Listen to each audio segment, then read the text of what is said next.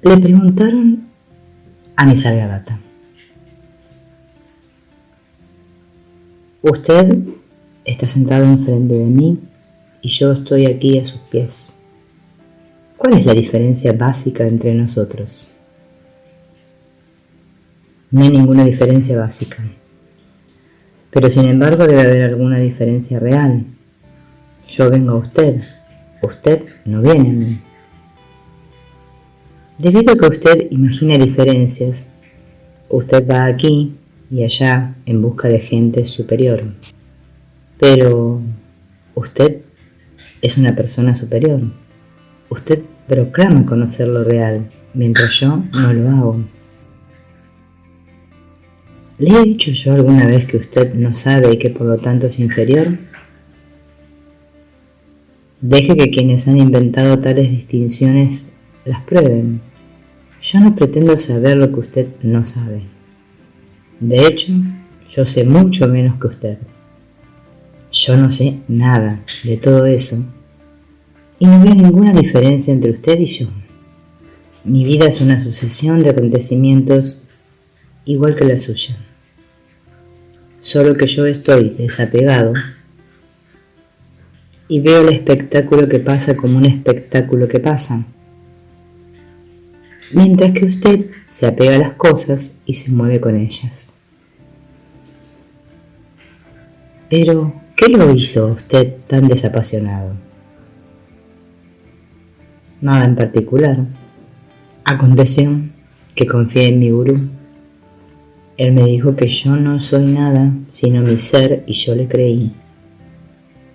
Al confiar en él me comporté en consecuencia y dejé de inquietarme por lo que no era yo, ni mío. ¿Y por qué tuvo usted la fortuna de confiar en su maestro plenamente, mientras nuestra confianza es nominal y verbal? ¿Quién puede decirlo? Aconteció así. Las cosas acontecen sin causa ni razón. Y después de todo, ¿qué importa quién es quién? Su elevada opinión de mí es solo su opinión. Y en cualquier momento, usted puede cambiarla. ¿Por qué dar importancia a las opiniones? Pero sin embargo usted es diferente. Su mente parece estar siempre calmada y feliz. Y en torno a usted ocurren milagros. Yo no sé nada sobre milagros y me pregunto si la naturaleza admite excepciones a sus leyes, a menos que convengamos que todo es un milagro. Hay conciencia en la que todo acontece.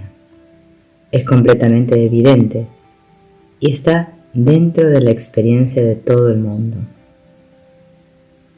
Únicamente usted no observa con suficiente cuidado. Observe bien y vea lo que yo veo. ¿Y qué ve usted? Yo veo lo que usted también podría ver aquí y ahora, si no fuera por el enfoque incorrecto de su atención. Usted no se presta ninguna atención a usted mismo. Su mente está toda con las cosas, la gente, las ideas, nunca con usted mismo. Póngase a usted mismo en el foco, devenga consciente de su propia existencia. Vea cómo funciona usted. Observe los motivos y los resultados de sus acciones.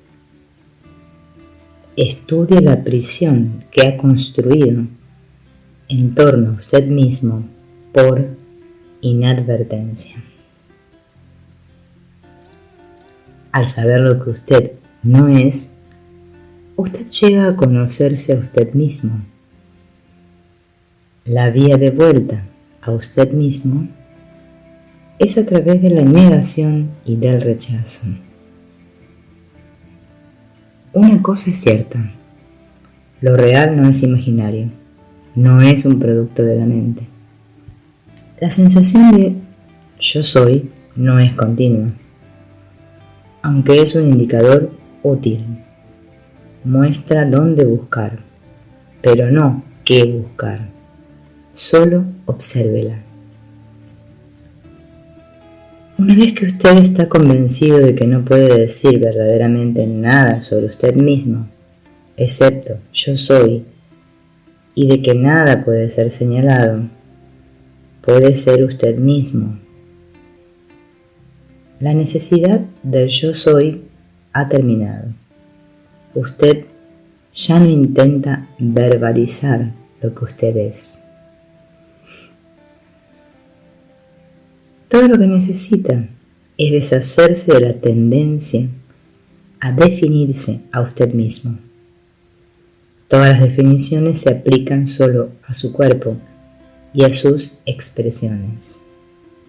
Una vez que desaparece esta obsesión con el cuerpo, usted revertirá a su estado natural, espontáneamente y sin esfuerzo. La única diferencia entre nosotros es que yo soy testigo de mi estado natural, mientras usted está aturdido. Lo mismo que el oro convertido en ornamentos no tiene ninguna ventaja sobre el oro en polvo, excepto cuando la mente lo establece así. De igual modo nosotros somos uno en el ser, diferimos solo en apariencia. Esto lo descubrimos siendo serios, buscando, indagando, preguntando cada día y cada hora, y dedicando la propia vida a este descubrimiento. Por lo que yo puedo ver, no hay nada irregular en mi cuerpo ni en mi ser real. Ninguno de ellos son de mi hechura y no necesitan ser mejorados. Lo que no ha ido bien es el cuerpo interior. Llámelo mente, conciencia, atankarana, cualquiera que sea el nombre. ¿Qué es lo que usted considera que no va bien en su mente? Que ella es inquieta, codiciosa de lo agradable y temerosa de lo desagradable. ¿Y qué hay de malo en su búsqueda de lo agradable y en su huida de lo desagradable? El río de la vida corre entre las orillas del dolor y del placer. Es solo cuando la mente se niega a correr con la vida y se aferra a las orillas, cuando eso se convierte en un problema. Y por correr con la vida estoy queriendo decir aceptación, dejar que venga lo que viene y que se vaya lo que se va. No desee, no tema, observe lo que acontece, cómo y cuándo acontece. Pues usted no es lo que acontece, usted es a quien ello acontece. Finalmente usted no es ni siquiera el observador. Usted es la potencialidad última, de la cual la conciencia omniabarcante es la manifestación y expresión. Sin embargo, entre el cuerpo y el ser hay una nube de pensamientos y de sentimientos que no sirven ni al cuerpo ni al ser. Estos pensamientos y sentimientos son inconscientes, transitorios y desprovistos de significación, mero polvo mental que ciega y sofoca. Sin embargo, están ahí, oscureciendo y destruyendo. Ciertamente, la memoria de un acontecimiento no puede pasar por el acontecimiento mismo. Tampoco lo puede su anticipación. Hay algo excepcional, único, en el acontecimiento presente, que no tienen el acontecimiento pasado ni el venidero. En él hay una viveza, una actualidad, destaca como si estuviera iluminado. En lo que acontece ahora hay un sello de la realidad, que el pasado y el futuro no tienen. ¿Y qué es lo que da al presente ese sello de la realidad? No hay nada peculiar en el acontecimiento presente que lo haga diferente del pasado y del futuro. Por un momento el pasado fue actual y el futuro lo devendrá también. ¿Qué hace al presente tan diferente? Obviamente, mi presencia. Yo soy real porque yo soy siempre ahora, en el presente. Y lo que está conmigo ahora participa en mi realidad. El pasado está en la memoria, el futuro en la imaginación. No hay nada en el acontecimiento presente mismo que lo haga destacar como real. Puede ser un suceso simple, periódico, como la campanada de un reloj. A pesar de nuestro conocimiento de que las campanadas sucesivas son idénticas, la campanada presente es completamente diferente de la anterior y de la siguiente, en tanto que recordada o esperada. Una cosa enfocada en el ahora está conmigo, pues yo estoy siempre presente. Es mi propia realidad la que yo imparto al acontecimiento presente.